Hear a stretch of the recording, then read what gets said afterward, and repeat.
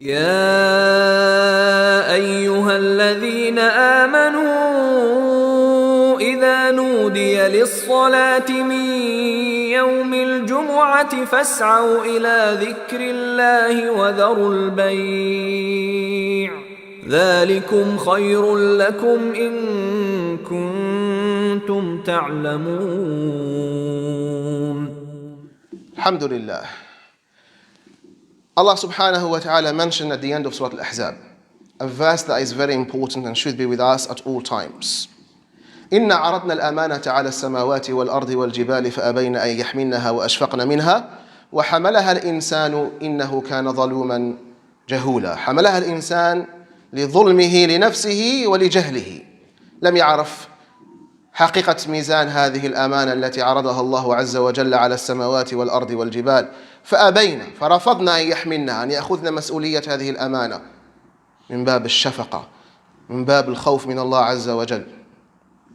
Allah subhanahu wa ta'ala gave or offered a trust to the heavens and the earth and the mountains. These three mighty creations refused this trust because they were afraid to fail its responsibility. And who accepted this trust? Man, human beings. Why? Because they were wrong and ignorant. They were wrong with the decision to take this amana, and they were ignorant of the size of this trust and the duties of this trust. Ikhwat al-Iman wal-Islam. The main amana in here is the deen of Allah and His monotheism, the tawheed of Allah. And one of the most important amanat Allah gave us is our youth and our children. As we know, schools are about to start in a week or 2 weeks' time here in the UK. And we have many parents and guardians calling and asking for solutions. They're confused what to do with these public state schools. They're worried about their children, and they should be worried, sending them to public schools.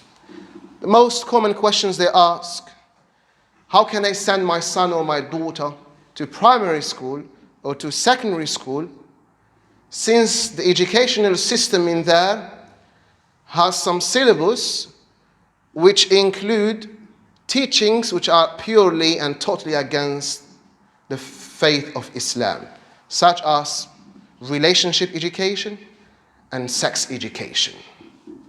My son, my daughter is just 7, 8, 9, 11, 10, 12. Why would they have to learn these topics at this young age? What do I do? Do I send them to schools or abstain from that? What al-Imani wal-Islam. When it comes to public state schools mainly, there is few things which you must pay attention to as a parent. Number one, yes, this sex education in primary schools and early secondary schools. Number two is the companionship and the friendship in these schools. Remember, there is lots of non-Muslims. Some of them are good and some of them are really corrupt. And often they corrupt other kids with them. So the bad companionship that you have in those kind of schools. Number three is the misbehavior that children learn in those kind of public schools. Your child, when he leaves primary school, he's innocent, she's innocent. They don't know bad words, they don't know haram things. But year 7, year 8, after that, they're so corrupt. All they talk about is filthy things, exchanging pictures which are inappropriate, messages which are inappropriate. Not all of them do that, of course, but lots do. Lots do that. This is the main concern. And they ask, what do I have to do? There's 4 options in here, brothers and sisters in Islam. Number one, if you as a parent or a guardian can afford a private school, then this is option number 1.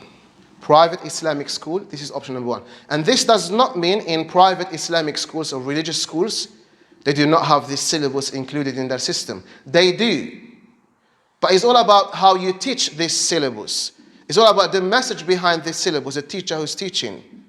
It's all about how you explain this syllabus, because it's compulsory to teach these subjects now in all schools, no matter what school you are.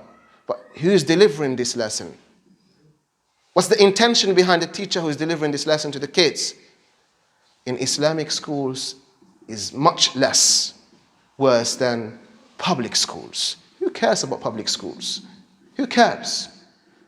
The MPs, people in power, never send their children in public schools. They go to private, special, precious schools, and the rest will go to public schools.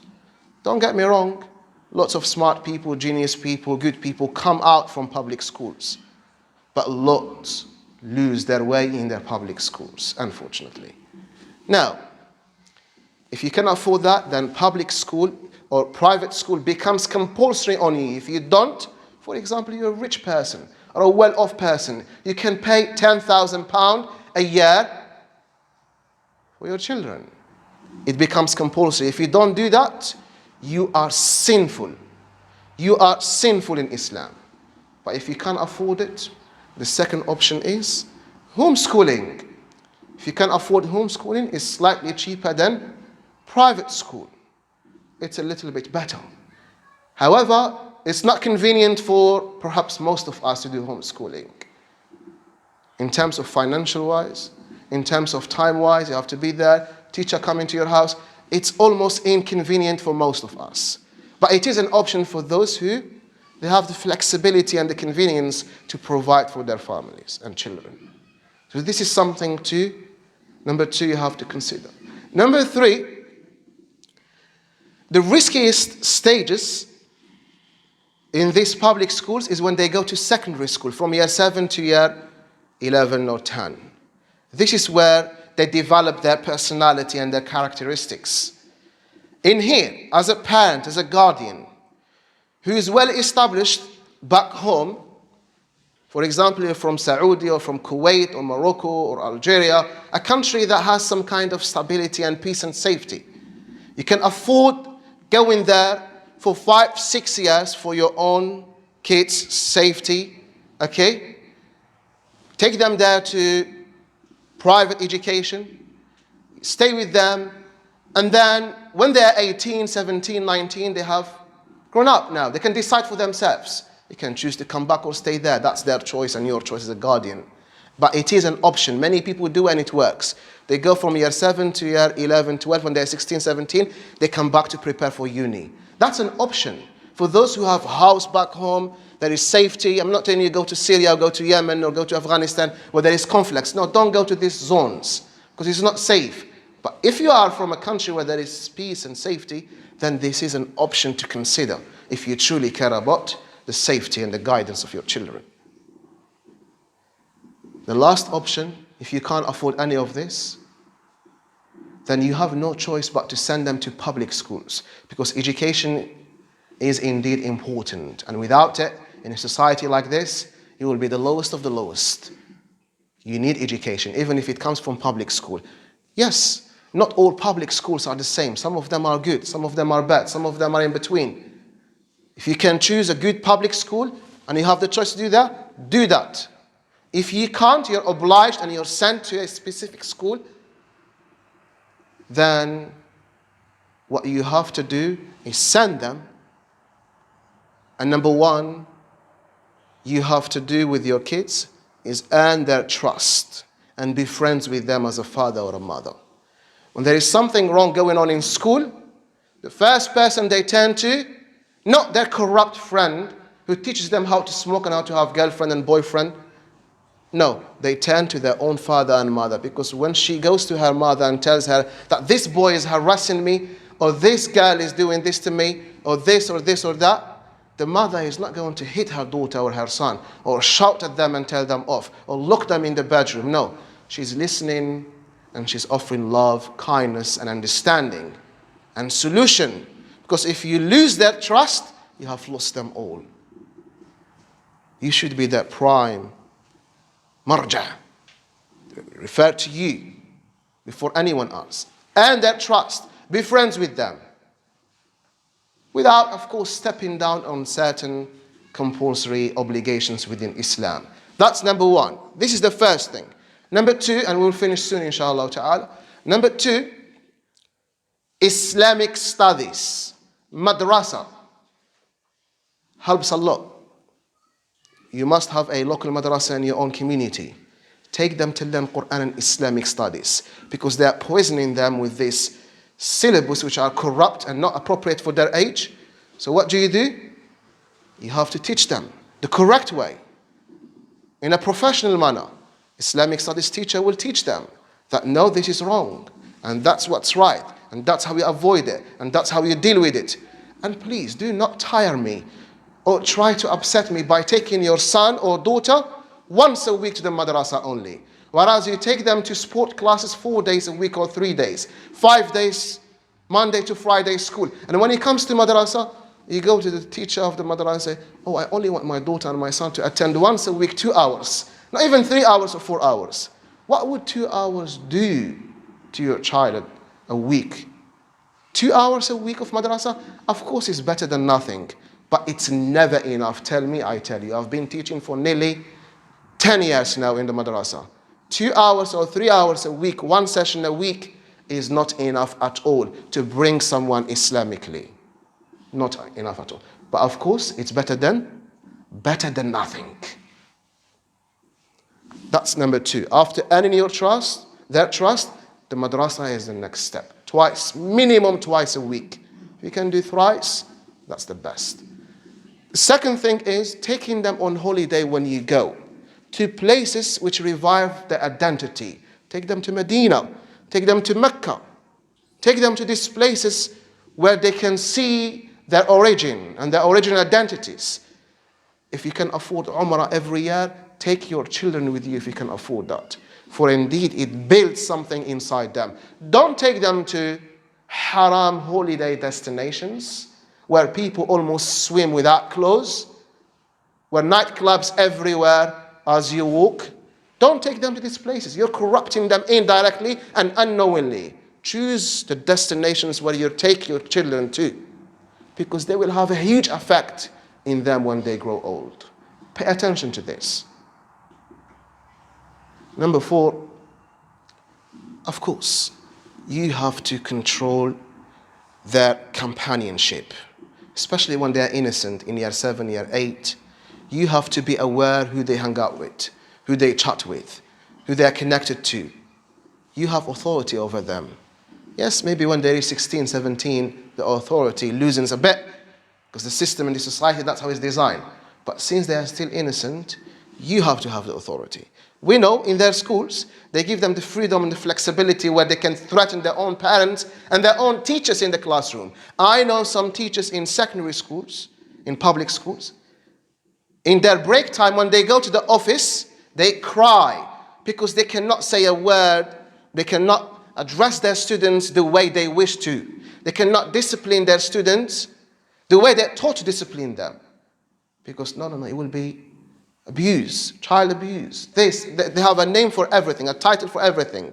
And they give title of illnesses and sickness to almost every child who misbehaves. And that's wrong. You're corrupting them. You're giving them the freedom to rebel more and lose their behavior. And this will affect them in their time and in the future to come. So inshallah ta'ala, be aware of who they are hanging out with. And the last thing, inshallah ta'ala, and we finish here, the most poisonous thing that you can give to your son or to your daughter who are in primary schools or early secondary school, year 7, year 8, year 9 may be included, because they're still innocent, is a smartphone or plenty of time to use this technology online. Starting with TikTok, starting with Facebook, Snapchat, Instagram, all of these are poison. Honestly speaking, all of these are poison for their age. And I'm not saying all of them, at least 90% of the youth, these social media platforms are nothing but poisoning your own kids with the literal corruption of these societies. Don't you see they become addicted to these videos and these games and these chats and pictures exchanging? Don't you see that when you tell them to put it down, they walk away and they don't listen to you? It's an addiction, obsession. Do something about it. If you have a 7 or an 8 10-year-old daughter or son, do not indulge them in this, because you're corrupting them yourself unknowingly. Allah mentioned something in the Quran which is very similar in this situation. He says, يَسْأَلُونَكَ عَنِ الْخَمْرِ وَالْمَيْسِرِ. O Muhammad, the people in Arabia ask you about what? Al-khamr, wine, intoxication, and al-maysir, gambling. They ask you whether they're lawful or not. قُلْ فِيهِمَا إِثْمٌ كَبِيرٌ وَمَنَافِعُ لِلنَّاسِ وَإِثْمُهُمَا أَكْبَرُ مِنْ نَفْعِهِمَا. Tell them, O Muhammad, about wine and intoxication in general and gambling. That they have a great sin within them, a great harm within them, as well as some benefits for the people. When you gamble, you might win once in 10 times. When you drink wine, intoxication, drugs, it might give you that pleasure. You feel that pleasure for a little minutes or hours. You forget about your distress, your precious. But after you're awake again, it goes back to normal. Tell them that they have lots of harm in them, as well as some benefits. And then at the end of the ayah, Allah says, وَإِثْمُهُمَا أَكْبَرُ مِنْ نَفْعِهِمَا. And their harm, the harm that comes with them, much greater than their benefit. Same with social media platforms for the youth, like that. Even for adults, honestly speaking. The harm we get from them, much worse than the good we get from them. Balance it. I'm not saying don't give them at all. Make sure that the social media platforms they're using, they are appropriate. Who they're chatting with, what they're doing, how long they're using these smartphones for, it's in your control. Sometimes it's almost impossible. Why? Because the foundations you established for your family from the very start was wrong. But it's never too late. You can always rectify that gradually, inshallah ta'ala, and never use force or violence against your children. It will only cause them to rebel more. Use wisdom, love, and patience. And the rest is with Allah subhanahu wa ta'ala. نسأل الله العظيم رب العرش العظيم أن يحفظ شباب المسلمين وبنات المسلمين في كل مكان آمين يا رب العالمين. اللهم اعز الإسلام والمسلمين وانصر المسلمين في كل مكان واحقن دماءهم يا أرحم الراحمين. وآخر دعوانا الحمد لله رب العالمين. وصلي ربي على نبينا محمد وعلى آله وصحبه أجمعين وأقيموا الصلاة.